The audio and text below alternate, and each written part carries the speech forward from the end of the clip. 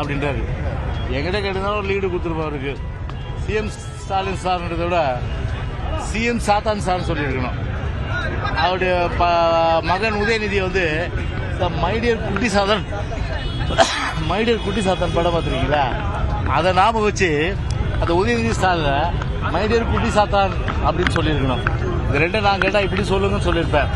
அதனால் வந்து எது எப்படி சொன்னாலும் சரி, இன்னைக்கு ஆட்சியை பொறுத்தவரை பார்த்தீங்கன்னா இன்னைக்கு வந்து நேரு இன்னைக்கு வந்து முப்பெரும் விழாவில் தான் கான்சன்ட்ரேட் பண்ணுறாரு. கரூரில் நடக்கிற முப்பெரும் விழாவில் இன்னைக்கு கரூரில் நடக்கிற முப்பெரும் விழாவில் கான்சன்ட்ரேட் பண்ணும்போது அக்டோபர் நவம்பரில் வந்து பார்த்தீங்கன்னா பெருமழை இருக்குன்றான்.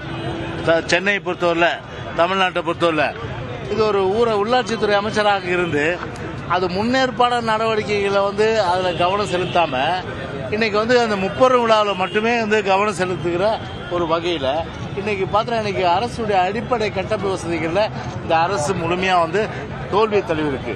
எனவே சட்ட ஒழுங்கு மோசம், அடிப்படை கட்டமைப்பு வசதிகள் மோசம், லஞ்ச லாவண்யம், இதுதான் இன்றைக்கு தமிழ்நாட்டில் இந்த ஸ்டாலினுடைய இந்த சாத்தான் ஆட்சியில் நடக்கிற ஒரு விஷயம். அது அதே போல தேர்தல் பரப்புரை முழக்கமான சொன்னீர்களே செய்தீர்களா அந்த வாசகத்தையும் விஜய் பயன்படுத்திருக்காரு. அதாங்க, அதாவது எங்கள் தலைவரை வந்து எங்கள் தலைவருடைய ஸ்டைலை ஃபாலோ பண்றதுனால எங்க கட்சி ஓட்டு போகாது. ஓகேவா?